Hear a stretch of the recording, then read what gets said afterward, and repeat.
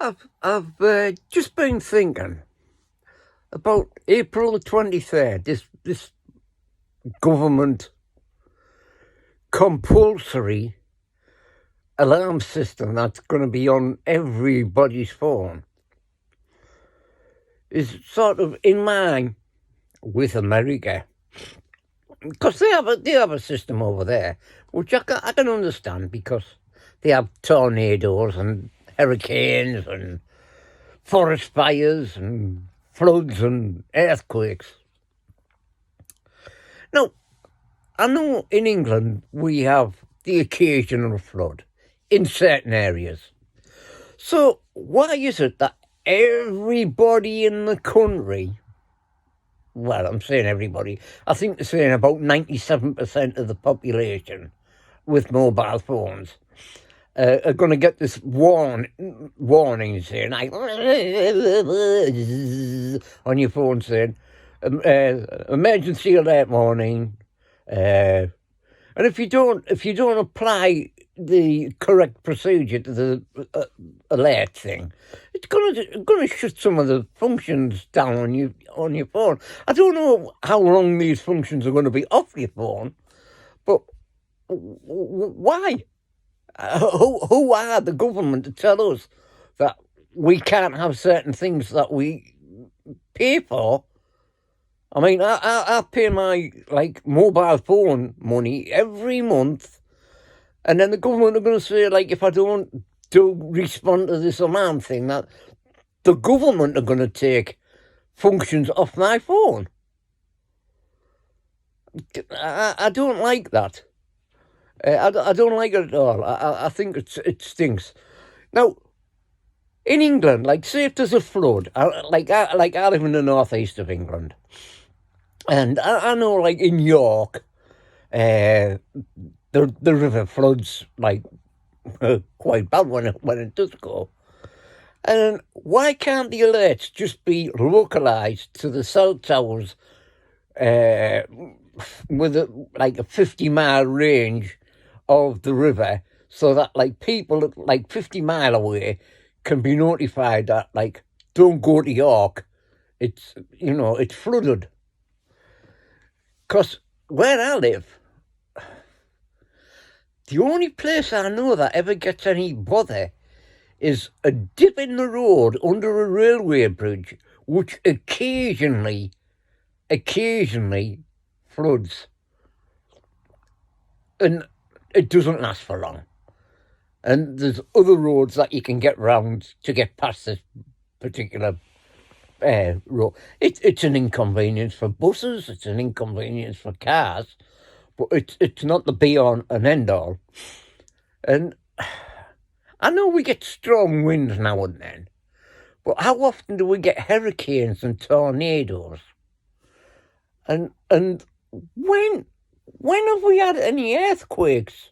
That I know we do get little earthquakes, little earth tremors, and I know occasionally the odd one or two buildings gets affected. But does this justify a national warning system? And I live next to the North Sea. Do you think I'm going to get a forest fire next to me? Nah, come on, British government. What I want to know is, can I have the personal mobile number of the Prime Minister? And if not, why can't I have his number?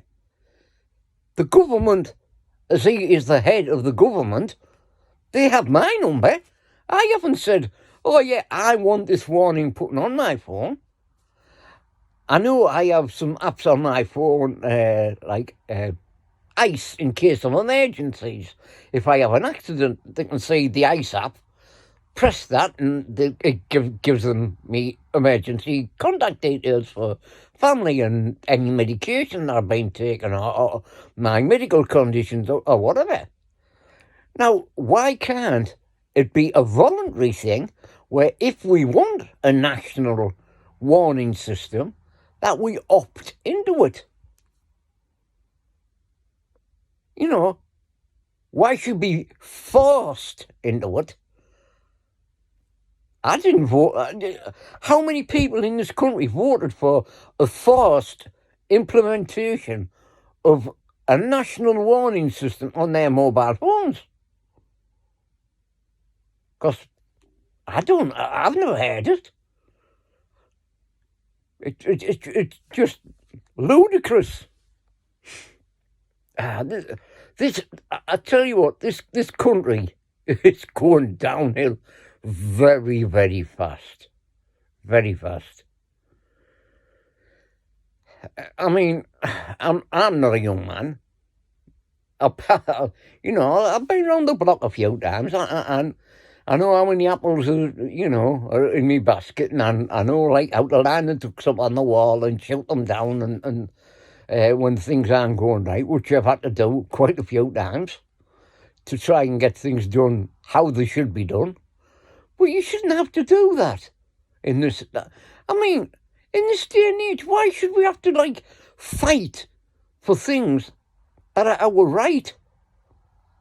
And this thing here, this new thing what they brought out is we're going to give starter kits of e-cigarettes to people who smoke to try and stop them from smoking. How much is that going to cost the government after they've funded all this money for COVID and helping people with the rents and helping people with the fuel bills and all this, that and the other? When how much money is generated by the taxation of tobacco?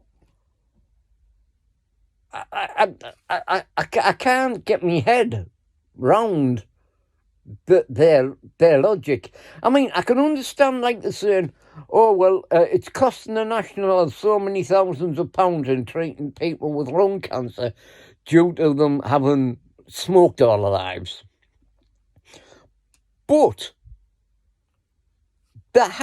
e-cigarettes haven't been on the go long enough for them to know what the harmful effects are to your respiratory system. Now, I know in the 60s, this was like years ago, my mother was advised by the doctor to start to smoke because she was bad with her nerves, young family and everything. Things were getting on top of her a bit. And she was told to smoke because, I mean, she didn't smoke, she puff smoked. But the doctor said, it'll make you sit down and have 3, 4, 5 minutes where you haven't to have 5 minutes, and say to the children, look, I'm having a cigarette, I can't do this. Don't come close to me because you might get burned or you might knock the end off the cigarette and burn something. Which makes sense. And I can understand the doctor's logic. But if a doctor said to somebody now, start to smoke, there'd be hell on. So why are they saying, oh, well, go on e-cigarettes, even though we don't know what the total effect of them is at the moment?